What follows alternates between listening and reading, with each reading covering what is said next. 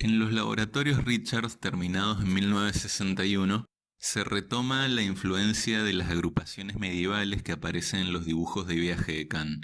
Algunos espacios de servicio, como la circulación vertical, se nuclean en torres ciegas que le dan una imagen sombría al conjunto.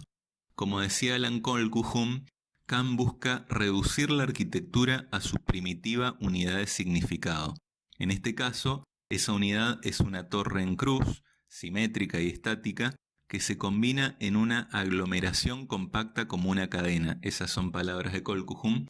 Y pese a la rigidez de la unidad, la disposición en L y las sutiles variaciones le otorgan cierto dinamismo al conjunto.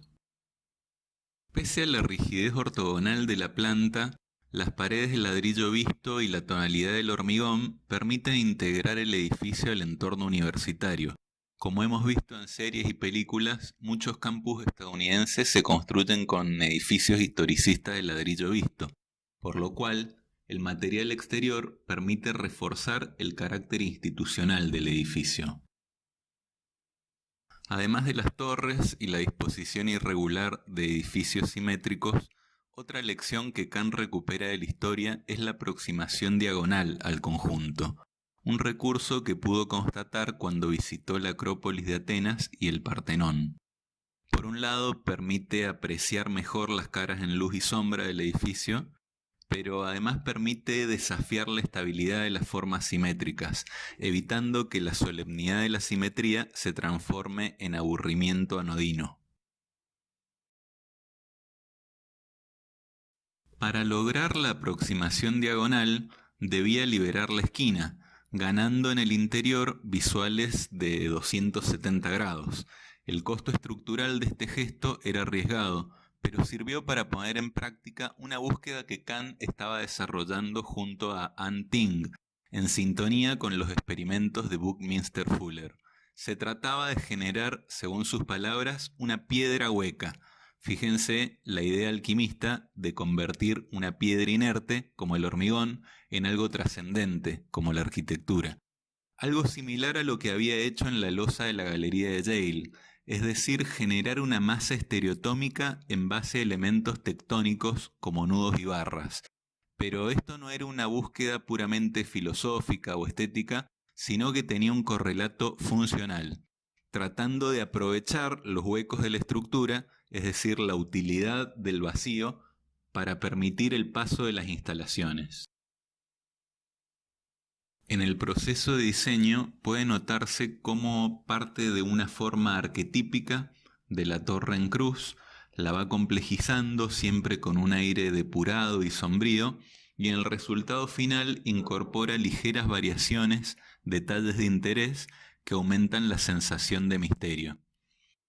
Por ejemplo, pueden verse la agrupación de estas celdas, también los cuernos de un par de torres ahí que surgen de la nada, o el facetado de esta torre cuya costura recorre verticalmente el volumen para marcar el cartel de la institución y un ingreso más reservado. Pero no todo es color de rosa en este traspaso desde ideas tan profundas a la realidad mundana. El detalle inocente de una perfilería en cruz para fijar el encuentro de dos vidrios fijos tuvo muchos inconvenientes constructivos, principalmente en cuanto a la condensación, pero también en cuanto al control lumínico. Por eso hay una proliferación de toldos, cortinas y doseles, como en los interiores del Crystal Palace. Y bueno, toda una serie de inconvenientes que traen los vidrios fijos. En realidad los mayores detractores de las ventanas en ángulo son los pobres pajaritos que cuando van volando no alcanzan a distinguir y apreciar la sutileza del detalle de carpintería creyendo que no hay vidrio. Kahn intentará superar errores y profundizar las búsquedas iniciadas en los laboratorios Richards en una segunda oportunidad que tuvo para diseñar una institución científica, el Instituto Salk en La Joya, San Diego, en la otra costa de Estados Unidos. Quizás inspirado por el buen clima y la cercanía del mar, en el proyecto inicial Kahn alucina Grecia clásica, de repente y en pleno siglo XX. Los laboratorios formaban estoas alrededor de un patio similar a una acrópolis, mientras que el centro comunitario, infaltable en todo proyecto, aunque luego no se construyera, emulaba un teatro griego. Ese ágora con árboles que tenía el proyecto inicial se fue depurando gradualmente, permitiendo apreciar la inmensidad del mar, manteniendo siempre la idea de un eje de simetría orientado precisamente en dirección este-oeste hacia el Pacífico. Funcionalmente, se trata de 2 naves con planta libre, donde se alojan los laboratorios, mientras que toda la expresividad del patio central se concentra en los despachos. Las salientes que forman estas oficinas privadas tienen una cara facetada de hormigón que permite jugar con el contraste de los planos en sombra.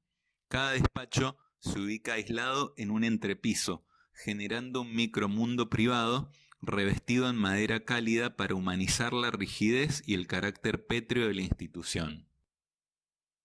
Aquí puede notarse que la idea de los cielorrasos técnicos de los laboratorios Richards en el Instituto Salk termina convirtiéndose en un entrepiso técnico, donde se alojan todas las instalaciones. Un gran acierto del diseñador, pero también del cliente, que por lo general tiende a ver los espacios técnicos como residuales e inútiles. A la altura de estos entrepisos se localizan las oficinas en un plano diferente a la circulación de los laboratorios para ganar en privacidad.